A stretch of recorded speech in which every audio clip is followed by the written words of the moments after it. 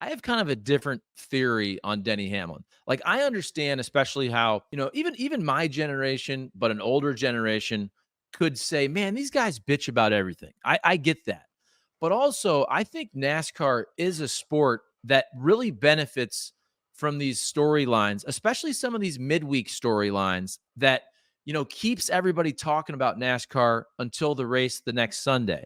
And Denny Hamlin, in my opinion, is perfect at that. And I understand maybe some people don't like him. They think he's bitching too much, but I also think he's doing this by design. He's very smart. And NASCAR is better when there's controversy and when somebody's always bitching about something. And I understand that people target him, but I think he's doing it on purpose and I think it helps the sport to keep the storylines going week to week. There's no doubt he's doing it on purpose, Charlie. I know that. You know it, and I know it. Uh, the thing that intrigues me is why is he doing it? Not why. I know why because it's driving a lot of things. It's driving interest. It's driving his brand up, the 23 brand. It drives all that. My question, and I'm gonna ask some. Maybe I get to him. I'm gonna ask him what caused this. What it all started after they did the 23 team, right? And then he got this podcast going, and he's taken that role. He's taken on that role.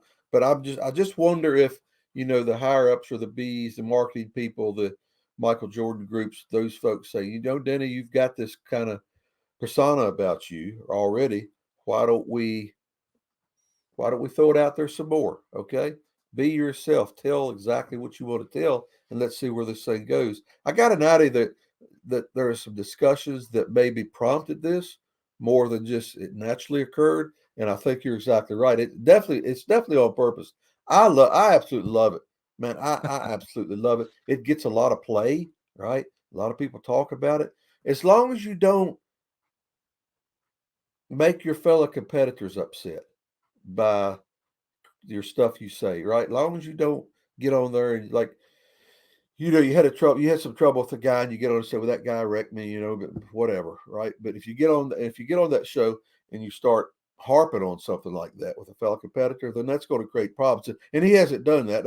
I know he's smart enough not to do that, right? But because the other competitor doesn't have that venue or that outlet to tell his side of the story. So, but what he's done right now is it's real interesting to watch this because this is really the first time we've had a driver, with this outlet doing what he's doing, right? And it does create fodder for a lot of people, a lot of journalists, but it also creates it really it again it's building his brand. I think the Denny Hamlin brand, and that goes hand in hand with his sponsorship, with his team ownership. So again, it's cool. We'll see what happens. And along those lines, so I agree with you. I think at least half of it is he knows it's good for the brand and the sport to keep it going.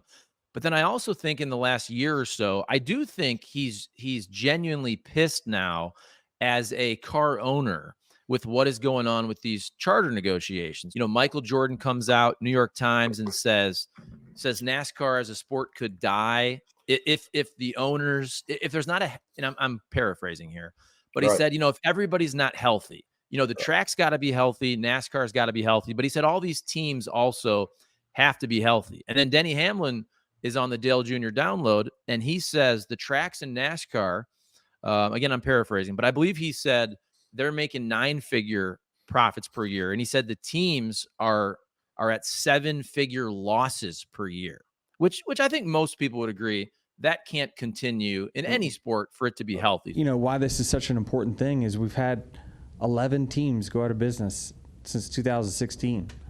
That's not good. And certainly if we can continue on the trend of, a couple stakeholders doing really well and one not, that will continue, and that's not going to be good for our sport.